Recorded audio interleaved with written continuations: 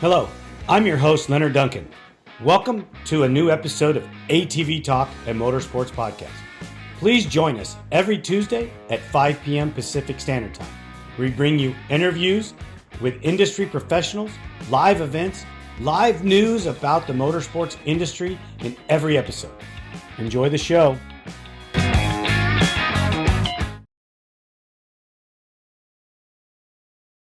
Joe Byrd, how are you, sir? I'm doing fine, Lenny. How you doing, buddy? Doing great, man.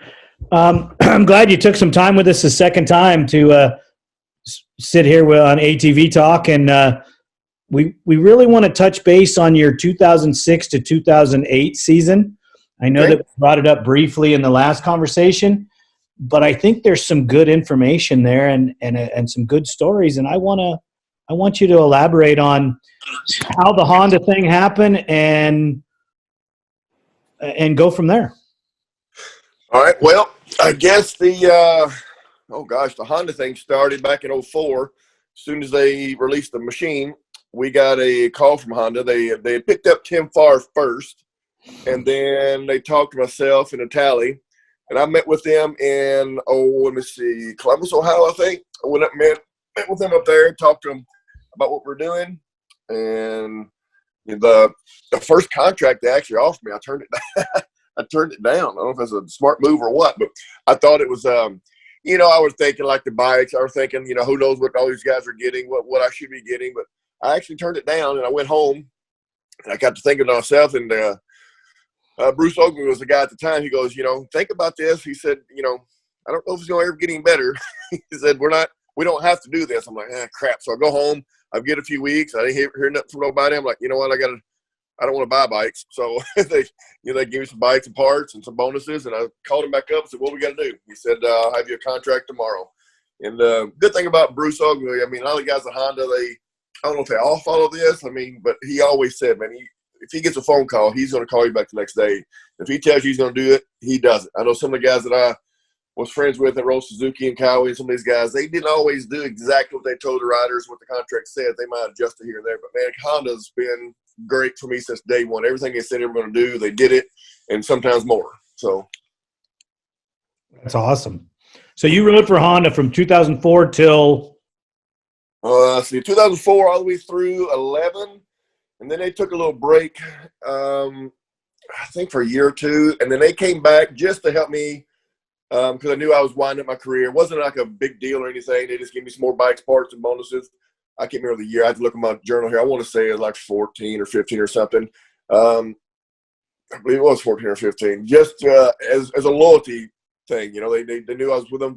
I've always rode Honda, except the one time in Glen Helen where you couldn't get the Honda, and they made a production rule in 2004. So you either run Z400 Suzuki, you run the Yamaha, or you don't race. So that's all they really had. So I did ride Yamaha that race, but before and after that, I've always been on a Honda. So they paid me back with loyalty and give me a few more bikes and parts and bonuses, and then just say, go have fun. You don't owe us nothing.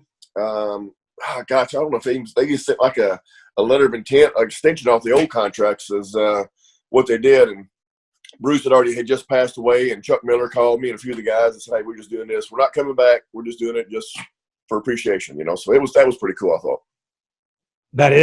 That's really cool. I'm glad that you got to have that experience. Not everybody gets it. No, you're right. Especially with, I know how prestigious it is to be with a factory, but, Honda's always been the bar setter. Right. And especially in the ATV world.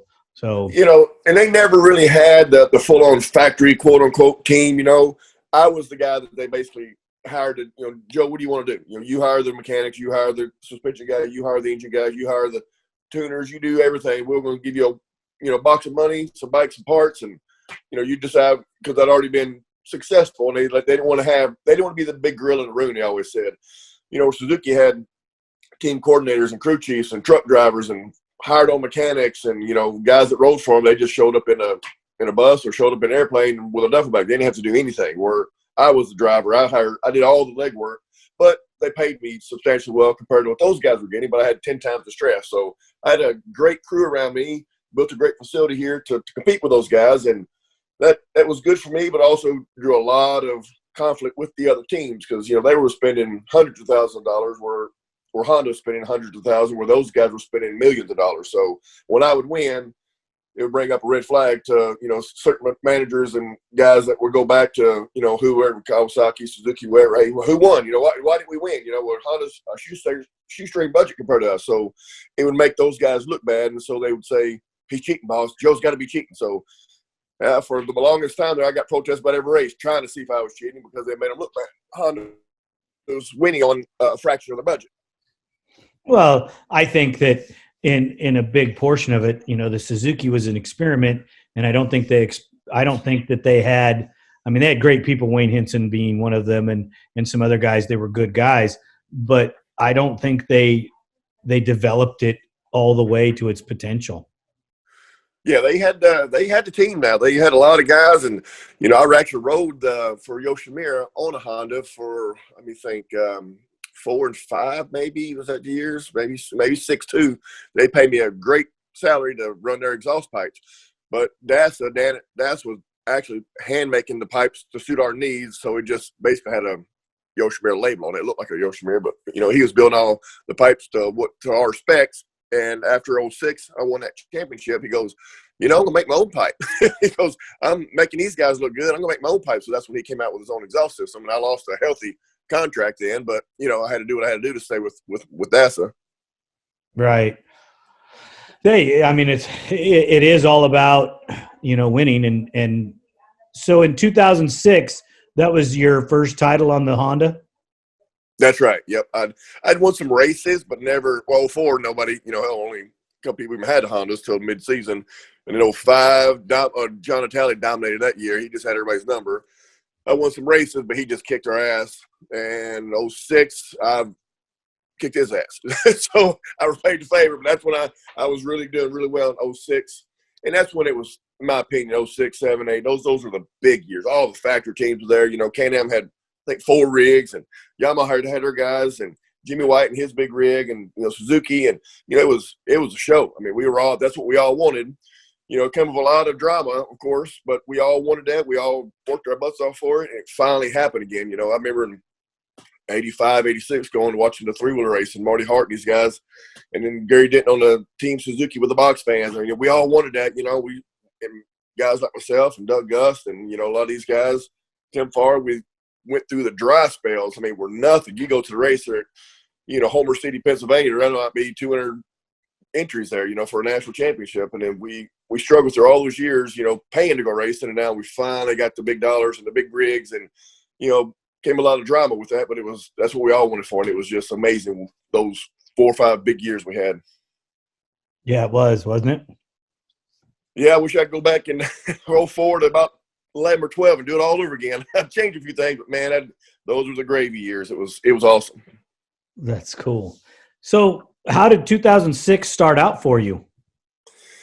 I believe I won the first 2 races. I went to Glen Helen. Of course, we trained our butt off that year. And went out there. We rented the track, got the actual shocks dialed in, and I got like a look at my.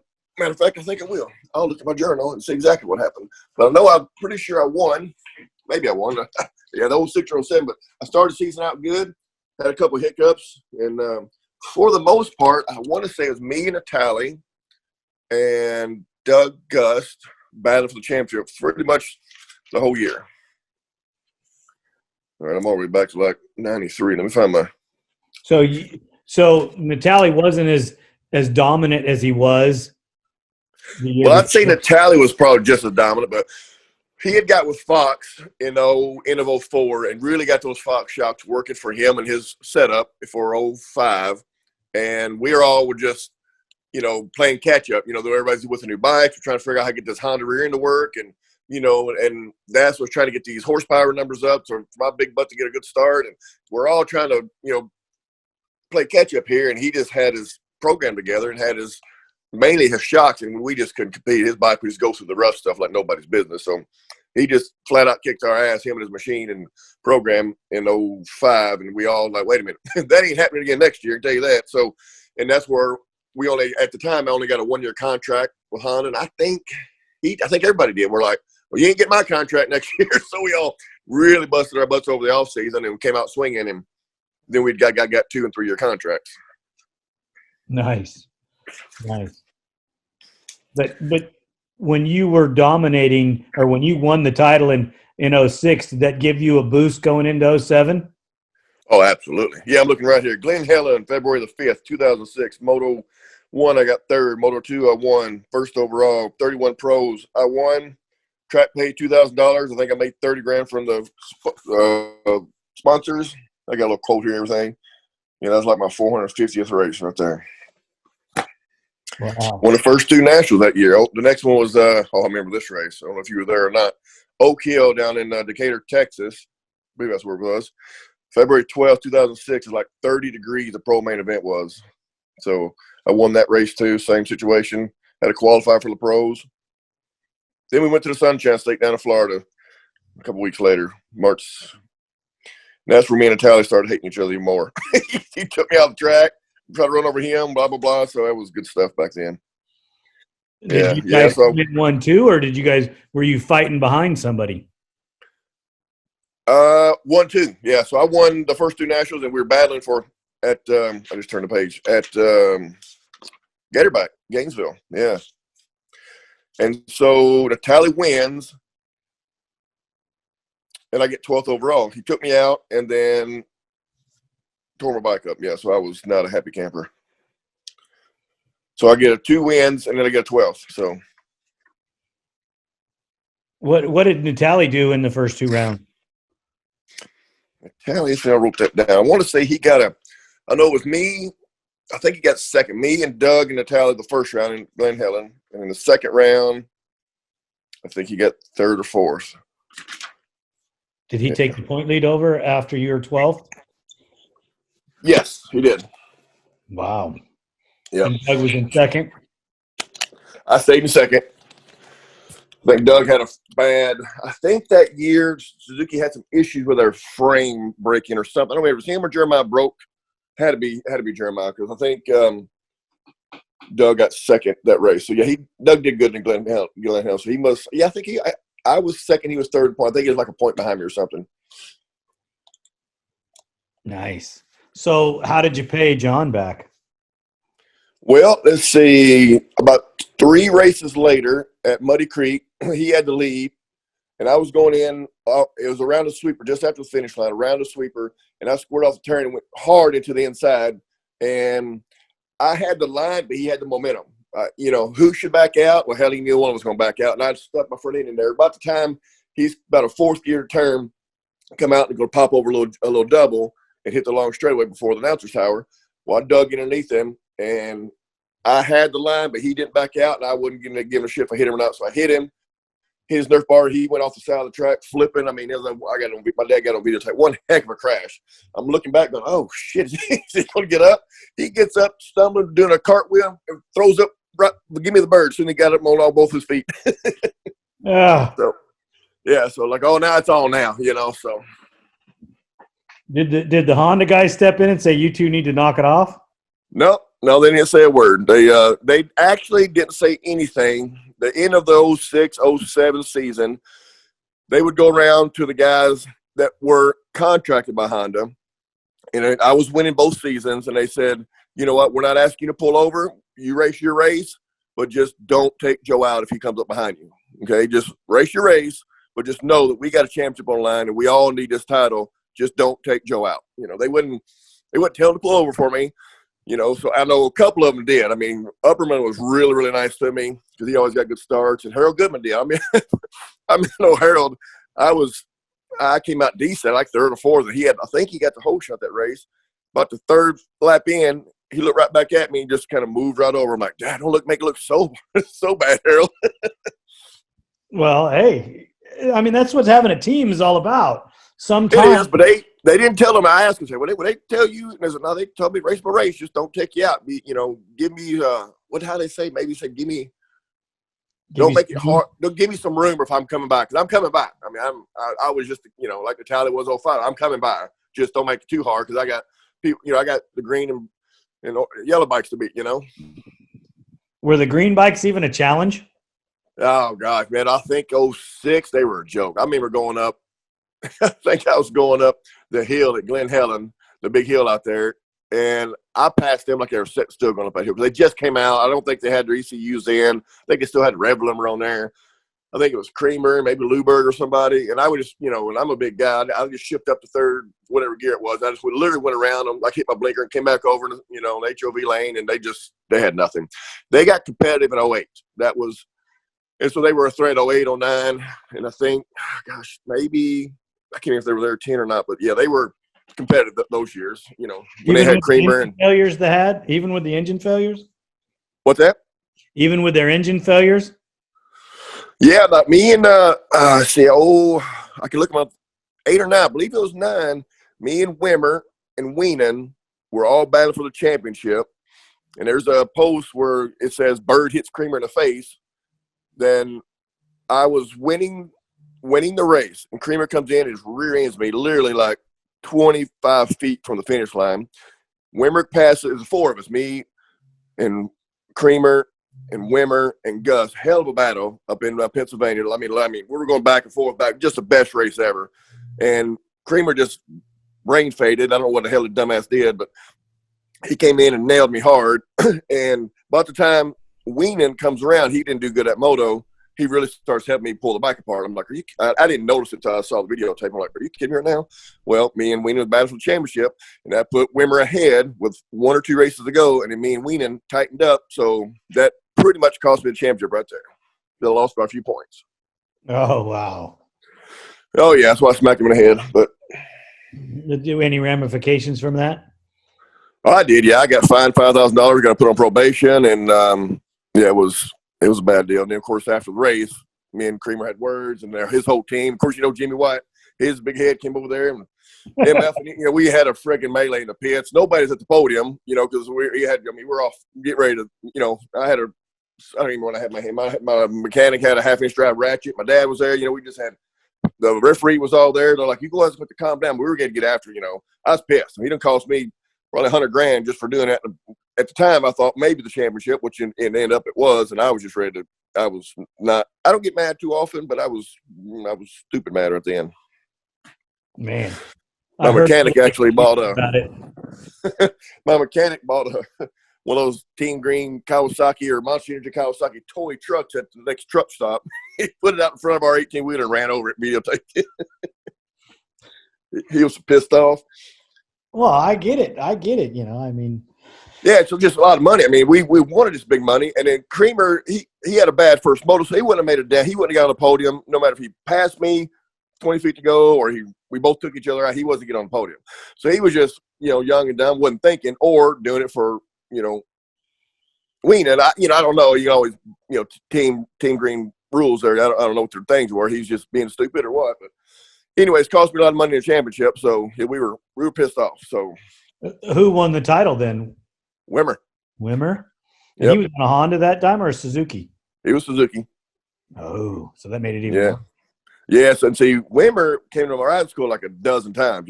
Good guy, good family, and and then next thing you know, I think it's probably 04 or 05. He went to my school probably. A few years later, he's kicking my ass. I'm like, what the heck, and shoulda, coulda, woulda. I know everybody can say all the excuses they want, but 08, I had a stator go out because we were running dirt bike stators at the time, and I had a brand new crank. I think it was a crank. Something went out of my engine at Unadilla. A rock went through. A rock went through the case right out of gravity cavity. Put a hole in it. Crank when I shot out of it. So 2 DNFs. 09, I had a rot at Redbud. Last lap, half lap to go. Rot broke my chain at the bottom of the Monza wall, and then I had a pipe break because who hit me there? Was it Natalia? Somebody hit me and broke my pipe. So there's 4 DNFs right there. I'm like, oh God, I could have had, shoulda, coulda, woulda. Could have had the 8 and 9 championship too. I was just so sick. All that money and all that, just little bit of, and I just irritated. So sad, so upset because you can't get that back, Well, yeah, and that's why you race, and that's why we do it, because you want to see how it all pans out. Yep. A lot of people say that. You see a lot of people DNF. Man, for me, in my life, I'm just like, man, I could have been. and even '03 when me and Jeremiah Jones. Of course, now I'm glad he won '03 because his situation. Glad he had that. But '03, me and him were last moto. I was 1 point lead going into the last round at Southwick, Massachusetts. We're on the hybrids. We're running CRF 450 engines and the Walsh hybrid chassis, and I never got a good start because I was so much bigger than everybody else. We just got on 4-strokes. Of course, we didn't have the power that we have in them now, and we always started in first gear on those things. I'm like, man, I got to do something. He's going to pull the whole shot. I just know he's going to pull the whole shot. I can't come out 10th place and beat him. He's too ready. And sure enough, I said, I got to try a second gear start. And just to try something, well, I'd be damned if I didn't heat the tires up too much and I bogged it on the start and killed the engine. And back then, they didn't start as easy as they do now. So the last place guy was all the way up to the first turn, halfway down the next turn before I got mine started. And I was with old Tom Carlson at the time. he was trying to push me, do whatever, get this damn thing started. And I came from dead last, I believe, was the second or third at moto. Well, it didn't matter. Jones still won it. Right. So then, you just looking back, like all the, what I told you a while ago, if I could go back to those years and change a few things. I might have 5 or 6 championships, but it don't happen that way. That's why you go racing. You just said it. So it is what it is, but, you learn. Hey, you got 2, right? Yep. That's better than most. Well, and that's 2, in my opinion, on probably 2 of the 4 hardest years that we've had in 3-wheeler or 4-wheeler racing. All the big money, the big hype, those 6 and 7. I say 6, 7, 8, 9 were the biggest 4 years we've ever had. The biggest money, the biggest rigs, the biggest sponsors, the biggest attendance. We had almost 1,000 at Loretta Lynn's. Now there was 300 there. They just dropped off. So yeah, that was so for Wimmer to win, me to win, even Natalia in 05, and who was it 10? Well, Creamer won 10. I think Natalia won 11. So all those guys there, that's cream of the crop. No, not taking away from the guys today or the guys before us, but when you're racing against 10 guys that can win and you're making 6 figures and, everybody's just ready to cut your throat as soon as they look at you, that's the good stuff. Well, most guys today don't realize that even though the paychecks are smaller, a lot of those pro guys are racing paycheck to paycheck because they're not making a lot of money. They have to push it even harder because they have to have that money to make it to the next round. Yeah, look at Thomas Brown. He's a hell of a rider, and he's basically your third place guy, and he can't race. He's got to quit because he can't make money. Yeah, and I get it. I totally get it. If you don't have a budget, if you don't have a little fortune behind you today, it's really a struggle. Yeah. You see a lot of guys, their families with a little money, they're still out there now. Unfortunately, there's very few of those guys that are going to finish, their pro career because they're usually those guys with a lot of money. They're talented, they got a lot of backing, but they usually don't have the heart and desire to pull through and be a pro champion. I think Dustin Wimmer is probably one of the ones that came through and really surprised me, because they were from a little bit of money and he actually worked his butt off and actually came out and won, so he's one of the few that, proves you wrong, Well, there's always that guy that has the heart and the desire that wants to push through and wants to be something that he was never supposed to be or nobody ever envisioned that he could do. Yeah, which was me back in the 90s. We had no money. My dad worked at a factory, and, we had to work our ass off and just run just junk equipment, just to go to the Mickey Thompsons or go to the Lorettas or whatever, just to, I'll ride, without naming names, just the not so good equipment just to be able to race. Otherwise, I'm working at Domino's. Right. I get it. The love of the sport drove a lot of this to the level that it is. Yeah. That's one thing that upset me about the factory. They didn't even – I don't think they looked back at the people that carried the industry to that point and really cared. Well, Lane, I have to say this to people all the time. When it's me and you got Sparks and you got Tom Carlson, you got all these guys that rolled, all these guys that came from the late 80s and 90s and we were all just doing it for the love of the sport. And then when the factories came in, they didn't even choose you guys. They went to your big Yoshimiras and all these big pro circuits, all these big guys that they knew and didn't really bring the guys on it, carried the sport. And now they're all gone, and guess who's still there? Sparks and Duncan, and we're still here. Yeah, there's a few new guys, but for the most part, the new guys came with the 4-strokes. But the old guard, I think there's only 3 of us left. Yeah, not many. I don't know how Tom is. I know he had an accident, but I don't know if he's back to work or what his condition is. Yeah, Doug Gus was here riding with me this year back in, I want to say April, May. we just ride for fun. We got the dozer out, built up the track, did a bunch of stupid shit, rode about 2 laps and we're tired. So, but anyways, Tom called it. He called him. So all the pandemic was going on. We were sitting there and had him on speaker, and he's doing good now, back to work. And that was about 2 years ago, he had his accident. I remember Jody at JB was telling me all about it. Just, Tom riding a bike down the road, no helmet on, messed up and fell off and knocked himself out and about killed him. Right. Yeah, that was crazy. I heard bits and pieces of it. We could never get, Tom Carlson and I have a video somewhere, the Ionia, Michigan, the carnival that was there. Yeah. We got in one of those slingshot machines together, and we were squalling like little girls, But that's funny. So, I always got along great with Tom. I just never, we just never stayed in contact, throughout the years. Well, Tom's the guy. When I shattered both my ankles and my heel in 1996, leading the points in a 250 time. Now, me and Doug Gus were tied for the points in 96. And I jumped that jump in practice at Muddy Creek, shattered both my ankles and my heel. He's the one that scooped me off the track and took me to the ambulance. Yeah, so, he's a good dude. Go back to him a long way. Yeah, he's a good dude. Really good dude. That's crazy that we talk about all that. Baldwin is still around. Yeah. I don't know if Curtis goes back east much anymore. I know he went to that TT race they had, the Legends race again. I don't know how many he goes to, but I know he went to that. Because Jackie Meadows still good friends with me, and he said he saw him there, and Greg Paffer, a few of the guys, they seen pictures and stuff. Why didn't you go? Why didn't I go? I was doing a school that weekend, and I think I was doing something, get my commercial license or something with my aviation stuff. Okay. Yeah, we were going to try to go, and we're just too busy, and there's just not enough hours in the day to do everything. Right. So let's delve back into the 2006 season and start closing in on the final days of that first championship. And how did the last couple rounds go for you? Let's see. I'll pull it up, actually. I won the Red Lens a lot of years in a row there for several years.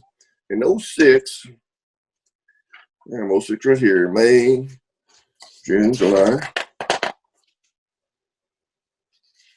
Are you looking for the best suspension technology for your sport ATV?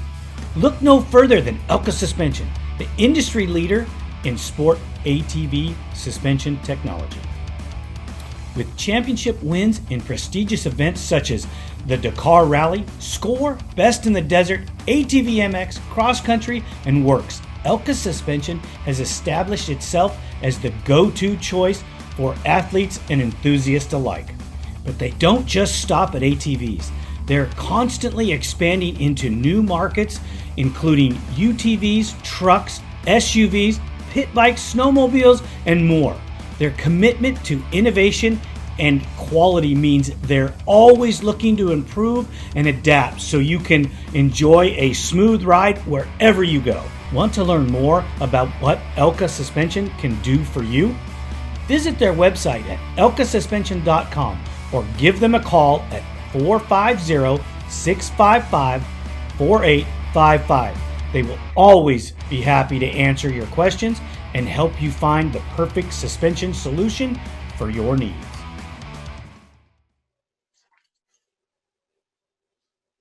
Well, you had 2 rounds, you get Loretta Lynn's, and like most of the time, it's usually the last race, but Bowling Green, Kentucky was the last race that year. And I believe that was almost a month after, for whatever crazy reason they did that, which as a pro, you got to train every day just to stay in shape. You can't take off 2 weeks like an amateur and then, okay, went and save up some money. You got to ride every day. So that kind of sucked. But I won Loretta Lynn's, which put me a healthy lead going into the final round at Bowling Green. And Honda said, you know what, Joe? Bring home the title. Don't worry about the race. I'm like, of course, I'm thinking that extra $30,000 would be nice. But they said, if the win's there, take it, but do not push it. Where I think it was me and Doug Gus and who else in that championship? Even Jeremy Lawson or something like that was going good. I think Natalia was out. Wimmer hadn't come in yet. So it was me and Doug Gus battling for her. All I had to do was finish anywhere around Doug. I had like a 10-point lead or something going into that race. And they said, if you have to, just follow him around the whole track. Don't let him brake check you. Don't try to, let nobody get in there between you. Just follow him around the whole track. So actually, Jeremy Lawson, I think, pulled the whole shot. And I think Doug came out like fourth, and I came out like sixth. Got into fourth right behind him, and that's exactly what I did. He passed for third, I passed for fourth. He passed for second, I passed for third. We called up to Lawson, and I followed him the whole race. So I think I got, what did I get? Second, or I must have got third for the weekend and won a championship. So, and that's all you had to do is that's all I had to do. I think whatever I won by 6-7 points, maybe because I lost some points. Maybe Doug didn't do good in the first bottle. Whatever it was, I can look it up. But yeah, I didn't have to do anything but just stay right with Doug. And luckily, we just our programs were where we knew we was going to be top three of that race, and sure enough, Honda was there, everybody was there, and we had all the shirts, the whole 9 yards, and yeah, that's all I had to do, just finish right where he did. So, you get on the podium, you get all emotional and all everything, and there can't be a drug out there any better than that. You need to send me an autographed number 1 jersey. At that time, it was probably 30 years? No, 20, maybe 20 years or so, 20 plus years racing to finally do that. That's the biggest thing on earth as a pro racer, right? Try to win that thing. Well, okay. Take a second and gather your thoughts and explain the emotional swing from crossing the finish line knowing that you were number 1 to it sinking in a couple of days later. Well, go back a couple of laps before that. You're out there racing. Oh man, my chain's about to break. I think my valves are rattling. My engine's detonating. Everything in the world is wrong to that bike 2 laps from the end. You can't. Like, my seat's about to fall. There's nothing wrong with the machine. You're just so nervous. You're like, please don't break, because man, if that machine would have broke, I could have lost it right then. But you don't want to push it, but you can't let that guy behind you pass. So when you cross the finish line, you're like, actually, before you cross the finish line, probably a quarter of a lap to go, not even a lap to go, because you're like, anything can happen. When I see that checkered flag getting ready to come out, probably 3 turns ago, you're like, oh shit. That's when it was emotional. So, what were the emotions? Crying. Yeah, crying like a damn baby. You cross the finish line, you're like, okay, I gotta do an extra hot lap and get these tears out. Trying to be cool, So, and I'm still emotional. But yeah, it's just like, hell, I was just crying like a baby, actually. And I didn't want to go on the podium for a few seconds. And then you finally gather your thoughts, and you go up there and you see that damn big ass trophy and a champagne. You're like, yeah, now you feel like a badass, it's sunk you in. And then you go home and you're just like looking at all the, looking at everything, like, man, I did it, Hey, you're feeling sore as hell, but it's worth it. How, when you started prepping, I mean, did you immediately start prepping for the next year? Or did you take a little time off? Oh, hell no. We had a hell of a championship party. That was September, 12th, something like that. So I took a whole month off. And I think we announced it the very next week or so. We had a big party. Had several hundred people come to the house. We had a big get together. And as soon as that was over with, I headed out west. Most of the sponsors were always out your way. So we'd always go out to California, see all my sponsors. And then, of course, they'd all celebrate with me. And then we'd start finalizing our deal. We'd already been negotiating what we're doing for the next year, finalizing our deals, and Honda had already sent the bikes. Like I said, they always did what they said they were going to do. They'd send me 10 bikes at a time, and I probably had the bikes here before the party was even going on, So I'd signed my contract with them in August.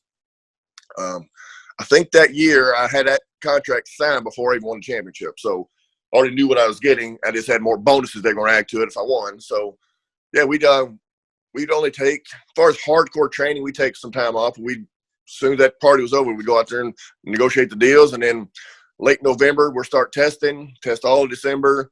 And then hopefully January, most of your testing's done. And then when the heat comes in, you do some more testing with different oils in your shocks and just, little different things. But, I try to really have my focus on February. 6 weeks before the race, I want to be in shape, ready to go race that race. And then it's boot camp time. So there's, you're in the house at 6:30, 7 o'clock. You're in bed by 9:30, 10 o'clock. You're eating. All you're doing is ride, train, eat, and sleep. Ain't no drinking, no partying, nobody bitching, no nothing. All the mechanics are done and gone, and everything just it has to be perfect or you ain't going to win. Too much stress and drama makes anybody go crazy. So I had a boot camp program we ran. was it hard in 7 to get motivated and to go again because you No, already hell had no. the one, or were No, you? no, I was ready. I was so excited.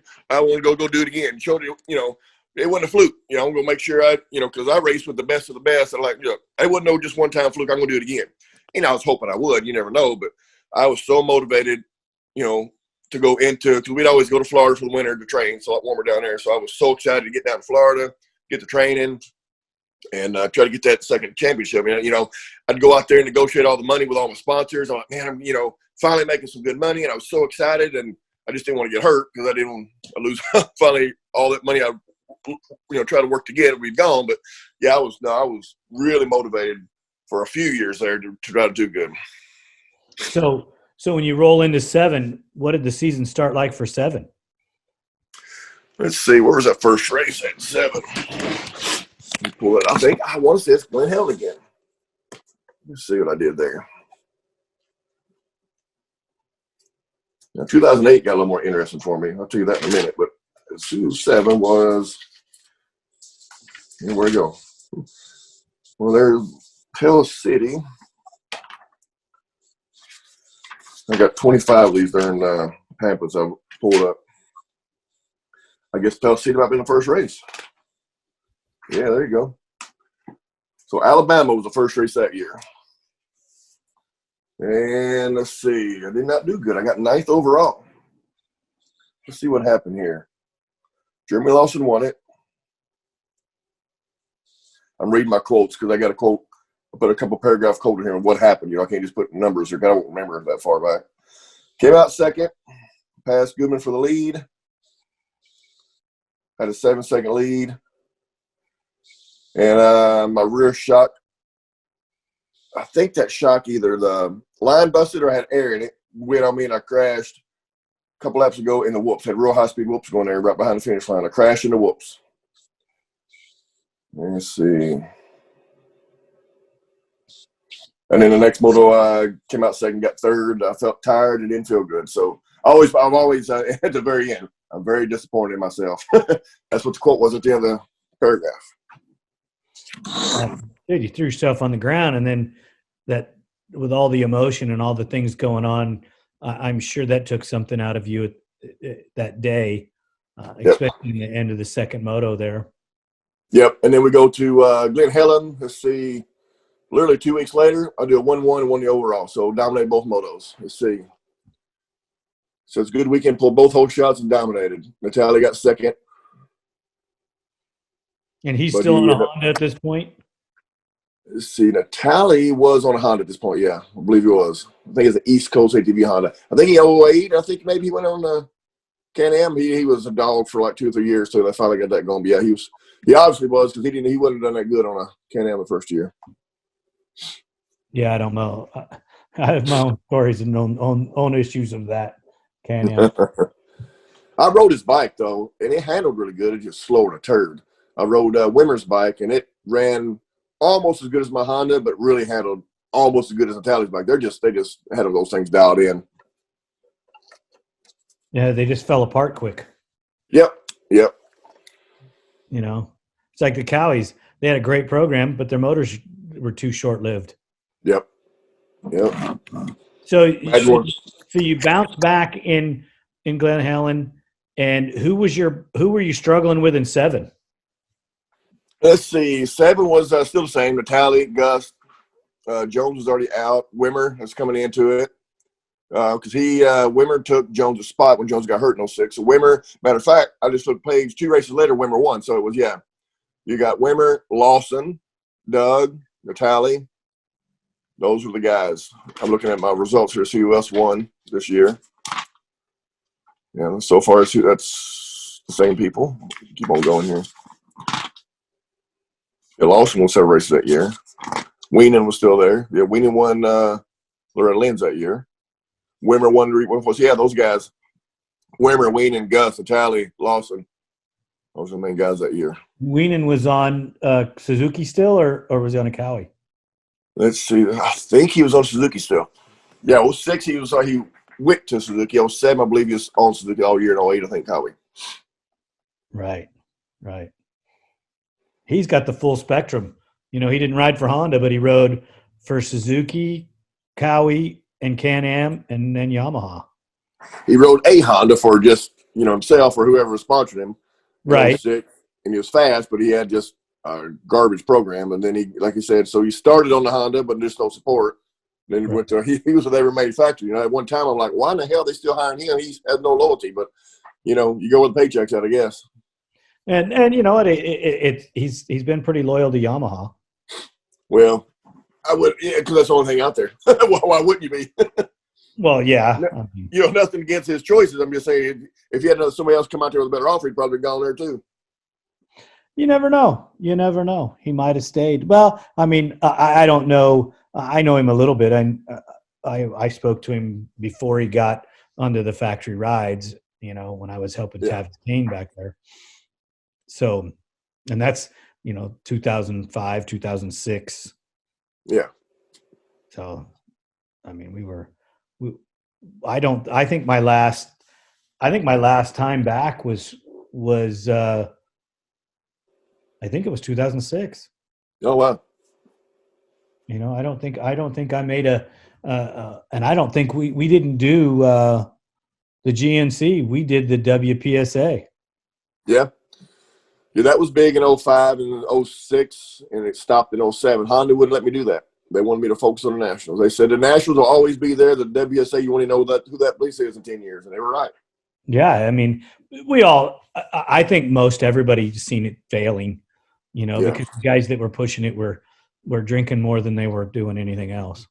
Yeah, it's a shame. That and the Mickey Towns. Imagine where the sport would be if that would have stayed going or the Mickeys would have stayed going, I think the Mickeys, because you still have people today that watch some of the old Mickeys because it still airs in other countries, and they just think it's the greatest thing ever.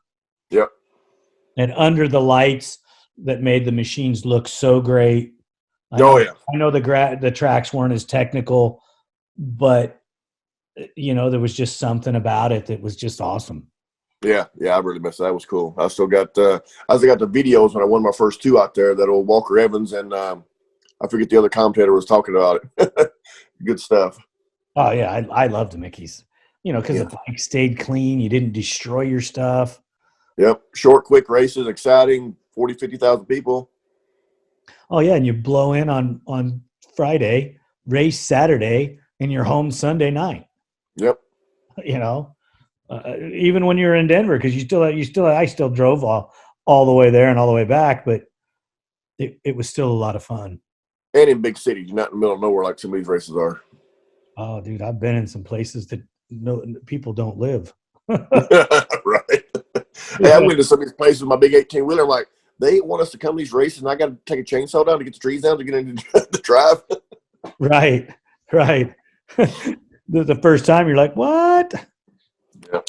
So I'll give you some juice here, get some stirred up some shit here because, so I win the 06 championship. I win the 07 championship. In 07, we I had put a lot of hole shots. We had I think we just got to Dunlop tires. They had these heat sensitive steel belted radial tires. These things were just badass. They had these Kitty Hawk tire warmers for me. So if it was a concrete start, I'm pulling the whole shot. These guys, they paid me a lot of money and had the best tires ever. So 08 rolls around, and now I'm really the dickhead, right? So I'm on this shoestring budget from Honda compared to what these other guys, they're spending several $100,000, but not the millions of dollars these other guys were. And so I just got a divorce in January of 08. Of course, I got all this shit going on. I'm trying to be the champion, going out to do this again. And everybody's calling me the cheater and a piece of crap and all this stuff. One, on the track, and two, with my wife. And of course, that wasn't the case with either one of us. We just irreconcilable differences. But so we go to the first race at Glen Helen. And I had my big rig there. Wake up the next morning. I walk out there and they're like, don't come out here. I'm like, what? I can't go outside? No, don't come out here. Wait a minute. Well, somebody had wrote cheater like 6 foot tall, 40 foot long on the side of my RV. So because they thought I cheat, I just got my divorce. They're trying to mess with my head. And it was one of Suzuki's mechanics, without naming names. I don't like this guy. So it was one of their mechanics, and I didn't find out for way on down the road who it was. But they just messed with me, and Kawasaki messed with me for the next 2 years, calling me a cheater, a liar, a piece of shit, on and off the track. They protest me all the time. And so I just started making statements. You guys ain't smart enough to catch me. Catch me, protest me every race. You're not going to, one, you're not smart enough to get in my head with all this cheating bullshit because I'm going to kick your ass again this year. And two, protest me. You're a sore loser or protest me, and you lose the protest every weekend. So it got ugly there for several months, maybe a year and a half. Okay. So, where's the shit talking going to come in? Because well, there wasn't a whole lot of shit talking on the other side because they, you got after, let's see, we had a lot of issues. I got protested every race. Of course, we'd shit talk in the pits.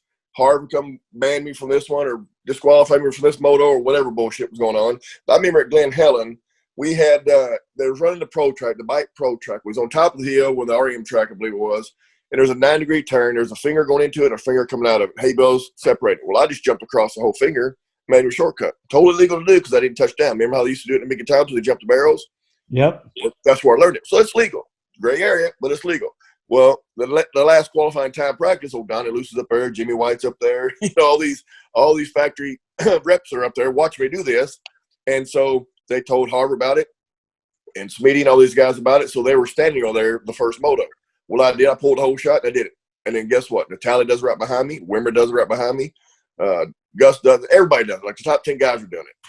Well, right. They protested me and fined me. Was it a couple $1,000 and took a couple points away because I did. I'm like, what do you mean I did it? Well, everybody else did it. Well, you did it first. Monkey see, monkey do. So I was the one I got in trouble. Wow. So now the dirty riding started coming in on not just me. Honda didn't step in. They did step in. They tried to disqualify me for the race. So they didn't disqualify me for the race because Honda helped out. Honda helped out the races they were at. There was a couple different races that they were trying to screw me over because there's this one race. Where's this at? Muddy Creek, I believe it was.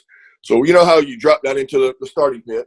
There's usually a 6x6 or 4x4 post. You got to have your tires in. You got to be within 18 inches from the gate. Can't be no further back than 18. Or obviously don't be too close to the gates. But there's about a foot window right there you can get in, right? Mm-hmm. And most of the time, those gates aren't perfectly centered. You got the amateur ruts are all crooked and shit. You're trying to straighten them out and everything. Well, I was not perfectly centered. So instead of the two gates where they meet, there's a gap there. Being perfectly centered in my front number plate, I was off by an inch and a half. Literally. If it was 2 inches, I'd kiss your butt. It wasn't very far off at all.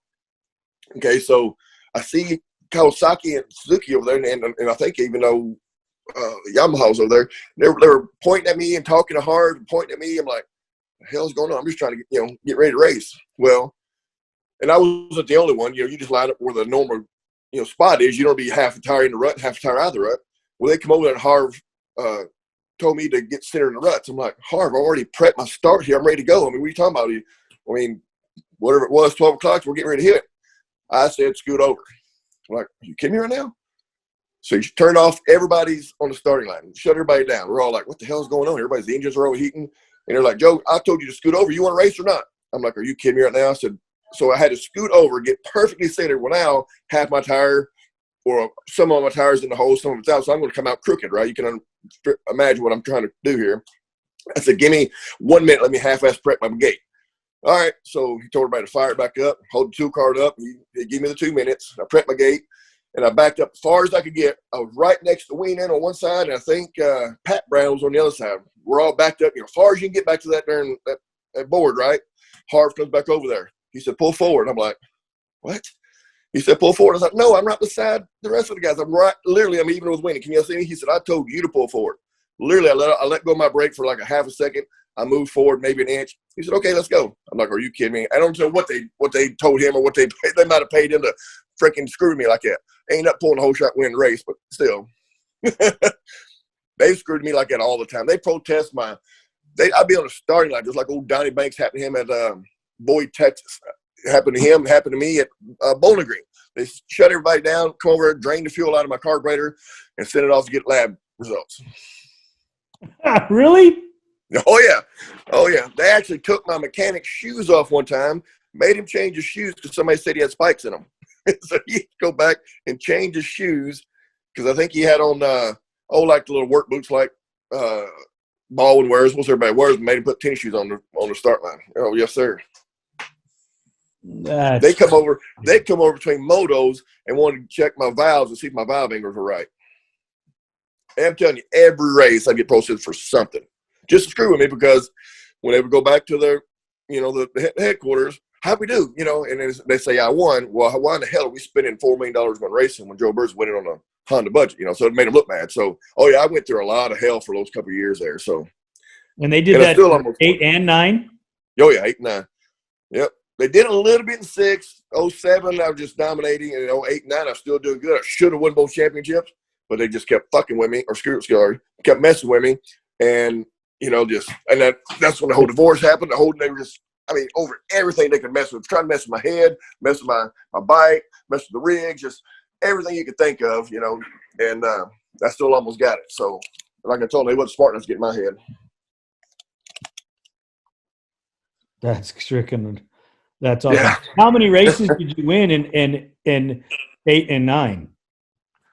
Let me see. I think at least half a dozen. Let me see. Where are we at here? 7.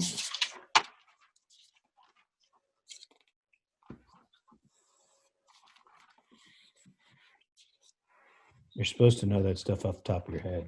Oh gosh, I flipped them in. I'd say at least 6. I'm looking right now, but yeah, I think 6. I was on a podium a lot. I was either on a podium winning or upside down, somebody take me out and turn, or vice versa. we would battle back then. That's why I said in the last race, all these candy heads out there. I'd go through a set of nerf bars every weekend, probably a set of front wheels.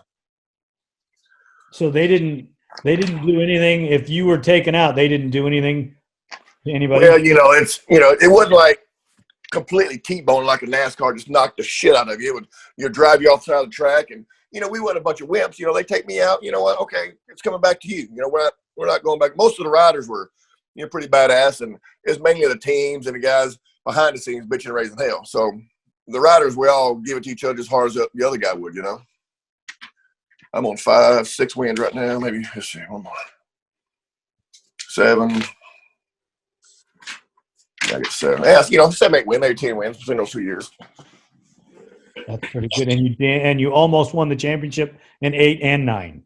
Almost won, yeah. Like I said, if I hadn't had that pipe break, the chain break, the rock hitting the braking engine, there was one other thing. What was it?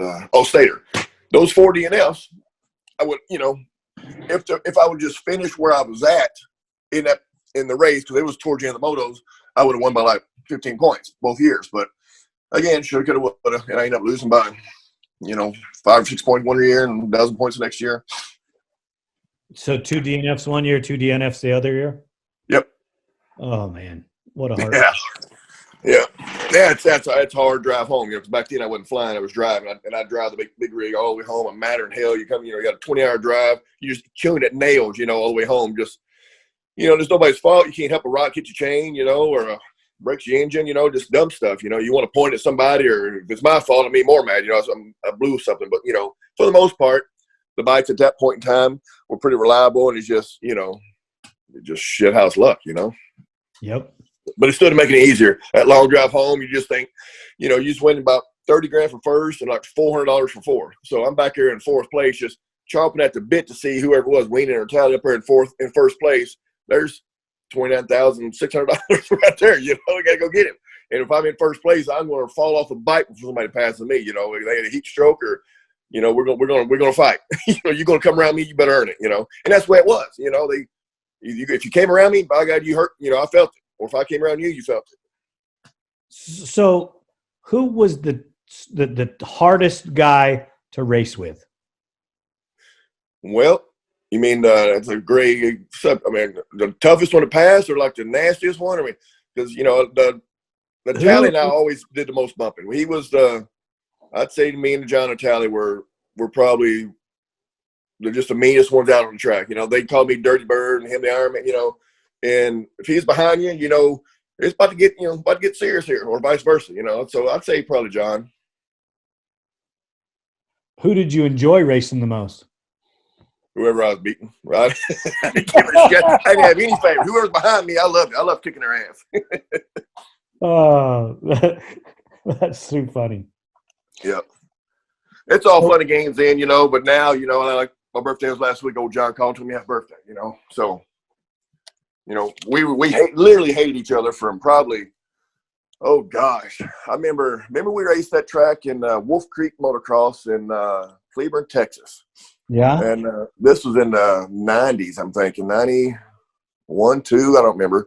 Well, John Talley's dumbass, he comes around there on his Banshee, and me and Barry McCarter were racing for the lead on the 500 class. Barry was riding his Quadzilla. I think I was on a 250 frame with a 500 engine in it. And Talley, I call him a dumbass now because I'll tell you the story. When we was on the start line, his A-arm bolt was about to fall out. I'm looking at him going, should I say something? I don't really know this guy. Like, maybe I just easy, that's no competition there. I was a nice guy. I said, John, look, I was, oh, sorry, They two-carred up. They fixed the boat. And I was in second. And Barry didn't do this big tabletop. And I was like, crap, he didn't do it. And it wasn't really wide enough to jump beside him. So I backed out too. Well, guess who didn't back out? Natalie. He jumped that son of a gun. I just getting ready to go on the downside. And I just feel somebody just clobbered me. His freaking drain bolt hits me right in the back of the helmet. Pancaked me. I fell into the bike. My ass broke the Nerf bar off. I went flipping, matter, like get up, I'm mad at him. Natalie literally didn't crash. He bounced off me like a damn clipping a double, went sideways and kept going, and went after Barry. I'm like, oh, you kidding me right now? Well, now I'm pissed. So he comes back around, and I have no Nerf bar, no foot peg, and I try to ram him when he comes back around. I was so damn pissed off at him. Well, I missed him. And then I come off the track, Matter and him. My dad hold me back, and he was just so bewildered. He's like, well, what's wrong? Are you kidding me? You just landed on my head. So, and we had a couple instances like that. As we're kids then. You're teenagers or whatever then. And then that just went on. And then when the money got real big, he just was doing stupid shit too. Of course, I'd give it right back to him. And then we just hated each other until probably, oh God, 15, 16, I don't know, right before he retired, right before I retired, I guess. And then actually, the last couple of years, we both raced together. He actually come here, and him and his wife, they'd stay at the house. We'd ride and train together for the last couple of seasons in the summertime when it was hot. That's awesome. Yep. That's so awesome. Well, Joe, I really appreciate you taking some time with me again. I enjoy hearing the stories. I got plenty of them. I hope that you'll take some time with me again. Sure. Yeah, I mean, because you're a lot of fun. I mean, this is I'm holding back some of the laughter because I don't want it to overshadow the story. My dad says I need to learn how to write a book. I got so many stories and stuff, just all kinds of good stuff I can tell, so. Well, we'll definitely do this again and get you back on the show so you can tell us some more. We'll pin it down again. We'll try to pin it down again. Maybe we'll go back in time to the old 250R days when it was really tough. Yeah. Yeah, that was easy bikes to work on, but man, that was hard to go fast on those things. Yeah, but you didn't do bad.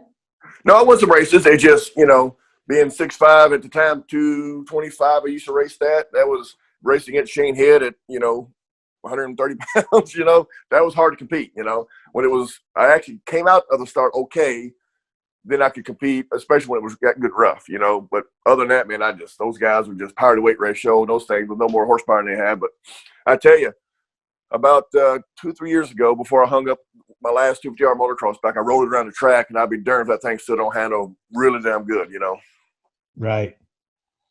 The only reason I don't like it as good as the bike I won my championships on, because I still have those bikes, is just sheer power. There's no substitute for horsepower. So, but they still handle good. And I think my last motocross two-stroke was a Legger chassis with a roll front end and active shocks. That's hard to beat that combo. Yep, it is. It is. Gotta love it.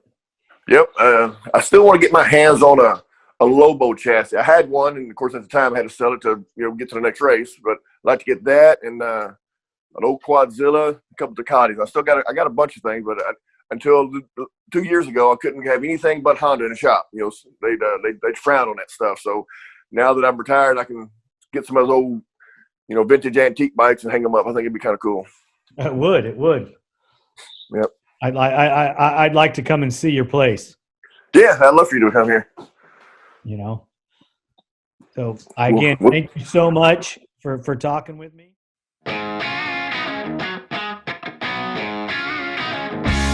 Hello, I'm your host, Leonard Duncan. Welcome to a new episode of ATV TALK and Motorsports Podcast. Please join us every Tuesday at 5 p.m. Pacific Standard Time. We bring you interviews with industry professionals, live events, live news about the motorsports industry in every episode. Enjoy the show.